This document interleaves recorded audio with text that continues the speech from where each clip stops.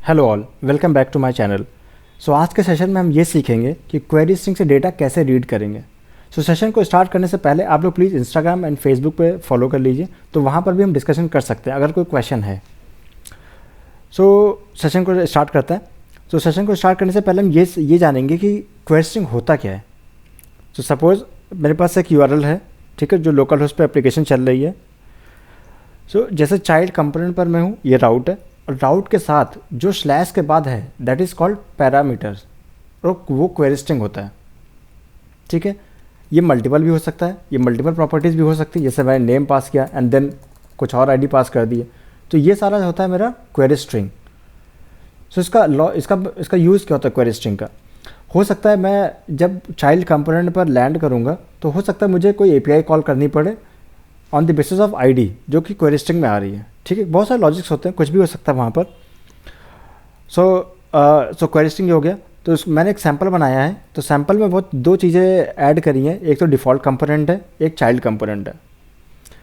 उसके सबसे पहले राउटिंग फाइल में जाऊँगा और वहाँ पर एक पाथ डिफ़ाइन कर देंगे।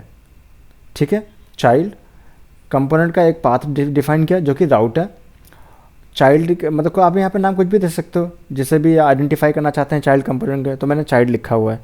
स्लैश आईडी मैंने इस वजह से लिखा है क्योंकि वो इंटीजर है और मुझे एक ही चाहिए, मतलब एक पैरामीटर चाहिए, तो इस वजह से एक है। अगर मुझे मल्टीपल चाहिए होते हैं तो मैं स्लैश के बाद मल्टीपल डिफाइन कर दूंगा, लेकिन आपका पाथ हमेशा सेम होना चाहिए यूआरएल से।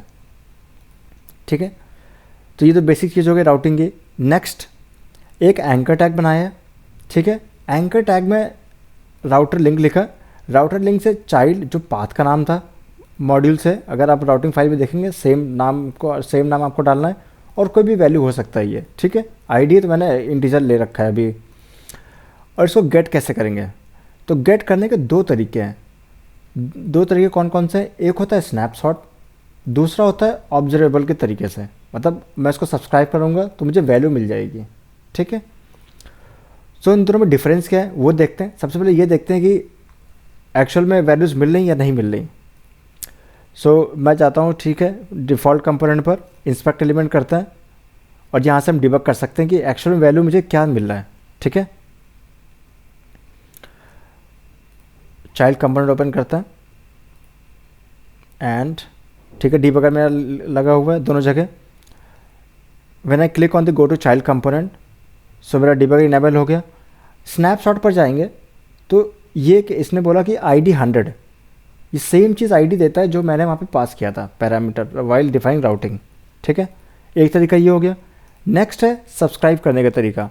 अगर सब्सक्राइब करेंगे तो ये क्या करता है, ये परम से एक ऑब्जेक्ट बनाता है, उस ऑब्जेक्ट के अंदर प्रॉपर्टीज़ होती है मेरी, तो आईडी 100।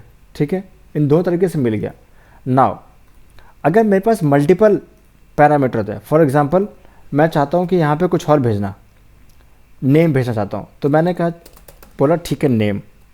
अब राउटिंग में नेम डिफाइन कर दिया, इसका मतलब है कि जब जहाँ से एंकर टैग डिफाइन है वहाँ से भी मुझे वैल्यू बढ़ानी पड़ेगी।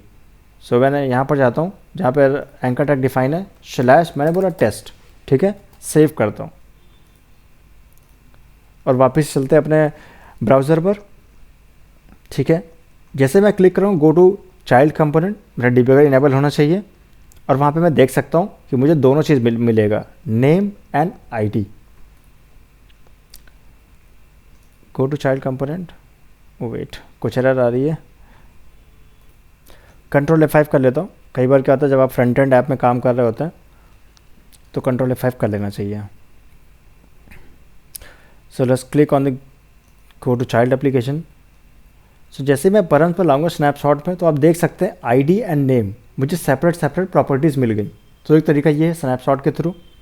नेक्स्ट, जब इसे सब्सक्राइब किया तब पैरम्स को एक ऑब्जेक्ट बनाया और उस ऑब्जेक्ट के अंदर मुझे दोनों प्रॉपर्टीज़ दिख गई। ठीक है, तो दूसरे तरीके से हम क्वेरी स्ट्रिंग की प्रॉपर्टीज़ रीड कर सकते हैं। नाउ डिफरेंस क्या है दोनों में, मुझे कब यूज़ करना है।